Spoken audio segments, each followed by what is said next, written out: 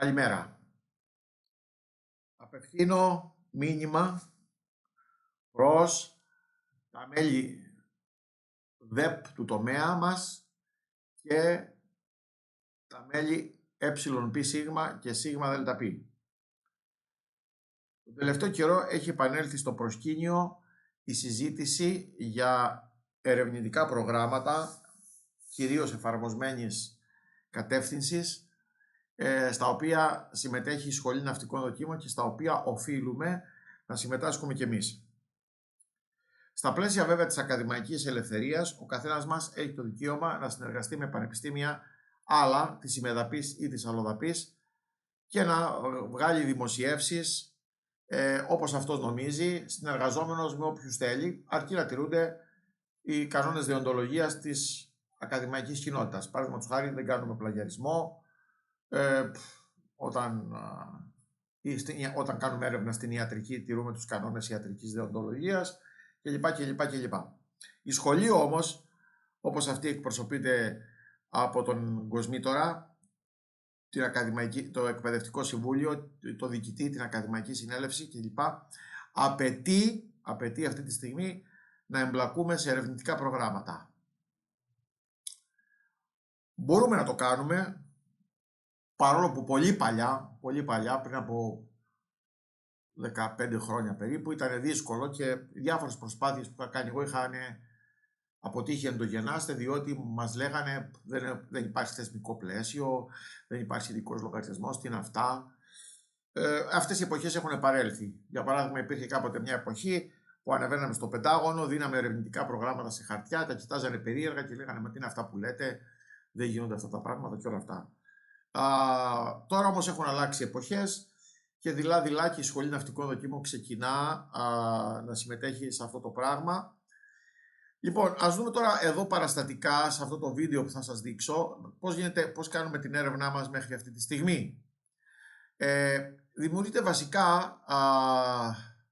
βασικά ένας πόλος, δηλαδή ας πούμε εδώ ζωγραφίζω τώρα ένα κέντρο, έτσι εντελώς παραστατικά.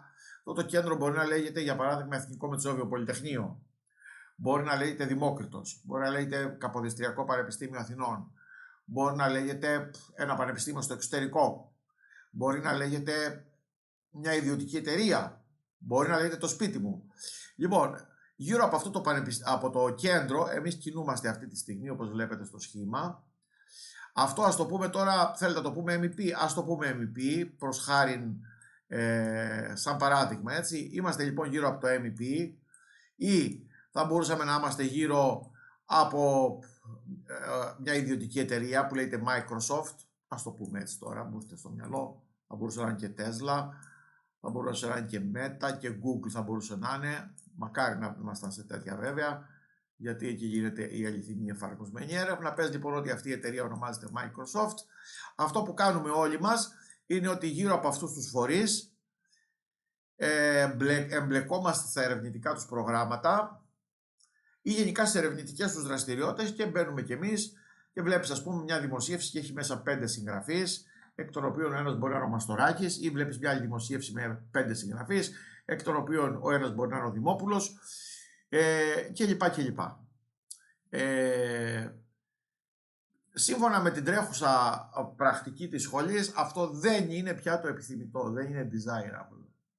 Επιθυμητό είναι αυτό το κέντρο να γίνει η Σχολή Ναυτικών Δοκίμων, θα την πούμε σίγμα νι δέλτα, και ειδικότερα ο τομέας του καθενός, ας το πούμε γενικά σίγμα νι δέλτα, και να είναι αυτό το κέντρο της έρευνας, από ό,τι κατάλαβα και από ό,τι λέει και ο Κοσμήτορας, ο κύριος Κοσμήτορας, και πρέπει εμείς να φέρουμε τις ερευνητικές μας δραστηριότητες κατά αυτόν τον τρόπο, χωρίς να αποκλείεται, κατά την προσωπική μου άποψη, να συμμετέχεις σε άλλα κέντρα αριστείας, είτε λέγεται Πολυτεχνείο, είτε λέγεται μια ιδιωτική εταιρεία, είτε λέγεται ένα άλλο ΑΣΕΗ, Ευελπίδων. Δεν φωτογραφίζω κανένα, προσέξτε, μιλώ εντελώς γενικά. Επιθυμία λοιπόν του Κοσμήτορα, του Γιώργου του Γαλάνη, τον οποίο σεβόμεθα και τιμούμε, είναι η Σουνουδού να γίνει κατά κάποιο τρόπο το κέντρο. Προς αυτή την κατεύθυνση τώρα αυτά ωραία ακούγονται, αλλά το θέμα είναι πώς θα υλοποιηθούν στην πράξη.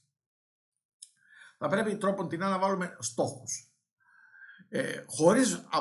Ταυτόχρονα χωρίς να περιορίζουμε την ελευθερία της ακαδημαϊκής έκφρασης και ακαδημαϊκής δημιουργίας του καθενός. Δηλαδή, μπορεί ο Μαστοράκης να έχει συνεργασίες με το Πολυτεχνείο της Σόφιας. Μπορεί ο Δημόπουλος να έχει συνεργασίες με το Αμαλία Φλέμινγκ.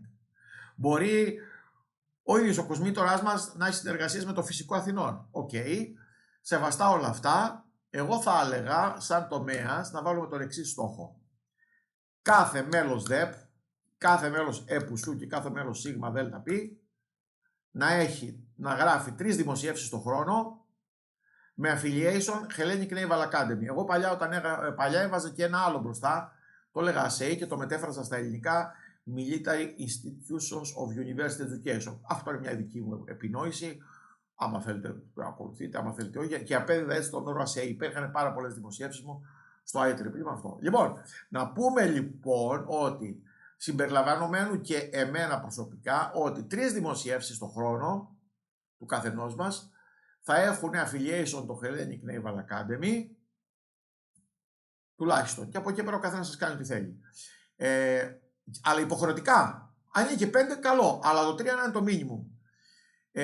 Και επιθυμητό είναι το κέντρο της ερευνητικής δραστηριότητας για αυτές τις 3 δημοσιεύσεις να είναι η Σχολή Ναυτικών Δοκίμων και ειδικότερα το τομέα μας. Δηλαδή να φύγουμε από το μοντέλο των 2 απάνω κύκλων, που είναι ένα παράδειγμα, MEP. Το MEP είναι ένα ακαδημαϊκό ίδρυμα. Το δίπλα Microsoft είναι μια ιδιωτική εταιρεία. Θα μπορούσε να είναι Terna, θα μπορούσε να είναι Jumbo, έτσι. Θα μπορούσε να είναι η Assault General, θα μπορούσε να είναι Ερυθρός Σταυρός, θα μπορούσε να είναι πυροσβεστική. Πρέπει λοιπόν να απομακρυνθούμε από αυτό το μοντέλο. Μάλλον μπορούμε να συμμετέχουμε σε αυτό το μοντέλο, αλλά πρέπει με τα ερευνητικά προγράμματα που το κάθε μέλος ΔΕΠ οφείλει να κατεβάσει σαν πρόταση, να πάμε σε αυτό το μοντέλο. Αυτό θα είναι το καινούργιο μας μοντέλο, το κάτω δηλαδή εδώ που βλέπετε στο σχήμα, και λέγεται Σχολή Ναυτικών Δοκίμων, ΣΥΓΜΑ νι ΔΕΛΤΑ, και προσωπικό μου όνειρο είναι να το δούμε και σαν University of National Defense or University of Armed Forces. Λοιπόν, στην πράξη είναι βέβαια, στη συνείδηση του λαού και στη συνείδηση του κόσμου, οι 3 στρατιωτικές σχολές είναι εδώ και δεκαετίες πανεπιστήμια, και αυτό μετράει και το βλέπετε και πολύ καλά, ότι μας αναγνωρίζουν όλοι. Άρα όλες οι ελληναυτικές ακαδημίες και ειδικά η Ακαδημία των ΗΠΑ, η ναυτική στο Maryland, έχει ερευνητικά προγράμματα, και εφόσον η διοίκηση της σχολής, μέρος της διοίκησης είναι και ο κοσμήτορας, έτσι, και μάλιστα όπως έχουν έρθει τα πράγματα παίζει κύριο ρόλο, μπορώ να σας πω ότι είναι και πιο σημαντικός από τον διοικητή,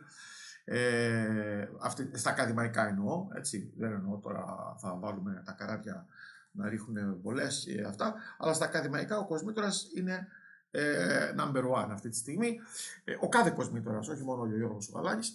Επομένως, οφείλουμε, εφόσον οι κατευθύνσεις της πυραμίδας είναι αυτές, να συμμετάσχουμε και εμείς στα ερευνητικά προγράμματα με κάθε τρόπο. Για σταθείτε ρε παιδιά. Εδώ μάθαμε και γράφουμε papers, εδώ μάθαμε και κάνουμε editing σε βιβλία, Springer Verlag. Εδώ μάθαμε και κάνουμε το ένα, μάθαμε και κάναμε το άλλο, μάθαμε και φτιάξαμε, έχουμε φτιάξει τα πάντα. Δεν μπορούμε να συμμετάσχουμε σε αυτό το τομέα, αν είναι δυνατόν, έτσι.